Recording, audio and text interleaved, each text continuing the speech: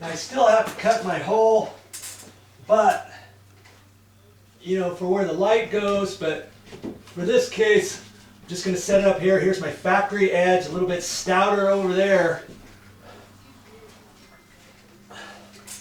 And I'm just going to tack this in with a couple screws. I'm not going to do it too much. I'm just going to use this to hold it up there for now. Okay. Now, I've got my chalk line, and I can hold it where I had my screw from before up on the ceiling.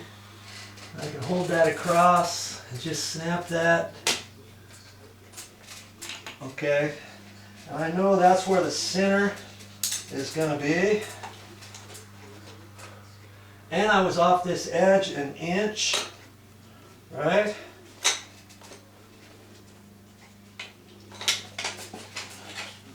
I can measure an inch off of there, and that inch is where the edge of the ceiling joist is. And I want to be off of that edge because I've got my flange up there. You got to remember a few things when you're doing your project. Remember how you cut your other ones in. Remember I had the flange and we've got these little tabs falling out, and I held it up tight. And we want to make sure that I've got enough of this flap to hold. So I don't want to cut it perfectly flush with the ceiling joist. I've already done my layout for all the other lights, and I've been making them about 3/4 of an inch or so away from the edge of those joists. Okay. So on here, I'm going to do the same thing. That's the determination I made. You know, does it have to be 3/4? No, it could have been 5/8, it could have been 7/8, whatever. It just happened to be that because of the layout and how I wanted it in the center over there, over the sink. Alright? Okay, so I'm going to make 3/4 of an inch off of the edge, and that's where my template's going to go. I'll find my template.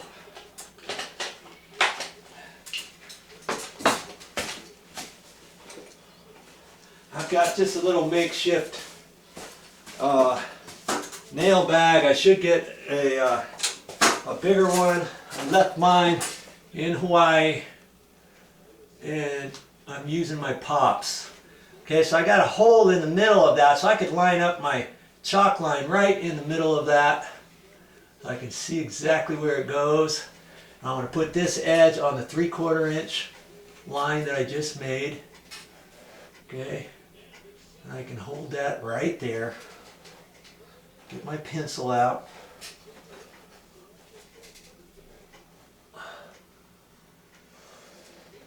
Mark your template.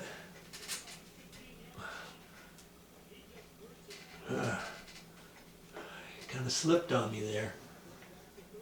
Okay. Like that.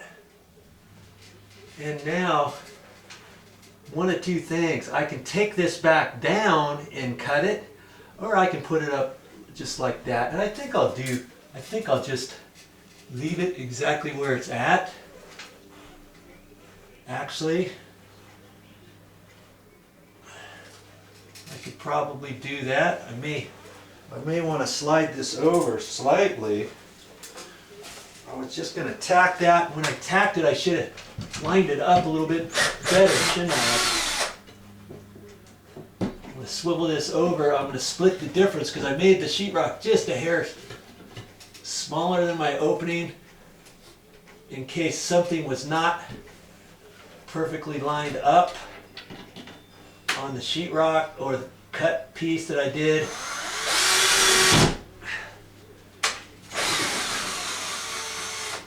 Just off the edge there.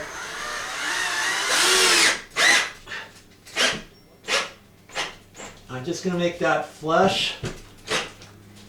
Okay. And I'm like almost right on the mark still. But I'm going to hold that up there again, because it's slightly off, and I'm going to make the line darker this time so I know which one it is. It's not off like a 16th. Okay. Okay. Okay, I know exactly. You probably can't even tell there's two sets of lines up there. Okay, now I can go ahead. I'm just going to go ahead and screw this patch off. I'm going to make it flush. And I'm making a note to myself. I usually carry lots of sheetrock screws around, and I'm almost out of the 1.25". I got some 1 5/8 if I need them, but I'm using my 1.25" screws. You don't have to break the paper or anything, just do them flush. And I've got it. I'm going right into my pine, and that one just barely missed. Now you remember those two pieces of backing I put up here? I can get just a screw in that. And that's just going to support this edge a little bit better. I probably could have done away with that because I've had that factory edge there. I didn't know I was going to have that initially. So see, I got backing right there because I put that extra little piece in there. Okay.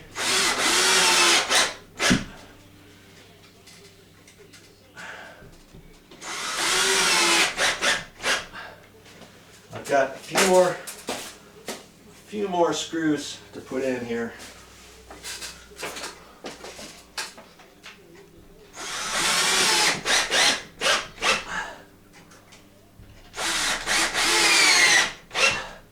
My battery's almost gone too.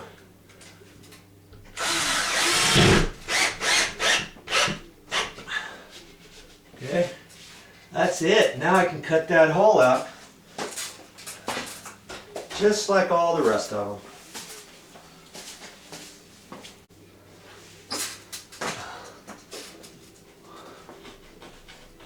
I kind of wiggle my saw back and forth a little bit to get it started. You can jam it up in there too, like this. It just depends how close you are to an edge and all that kind of stuff. And I'm gonna get away from it and work over it so it doesn't get all in my face.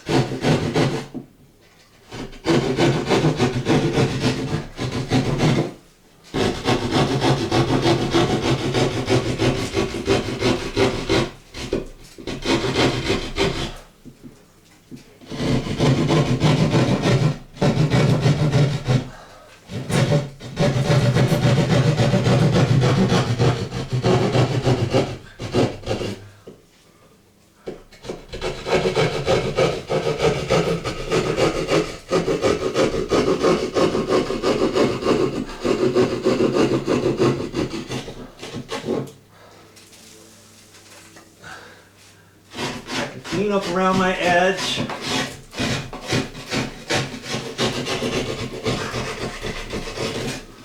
Get the top edge just a hair, in case I didn't have a perfectly straight cut. Get off that edge just where I'm supposed to be, about 3/4 of an inch. Okay, there. All right. I think we got all the holes cut now. I hope too. This is what your project's going to look like so far. All nicely straight, right in a line. Boom, boom, boom, boom, boom. The one over the kitchen sink by Joe. I think we've done it.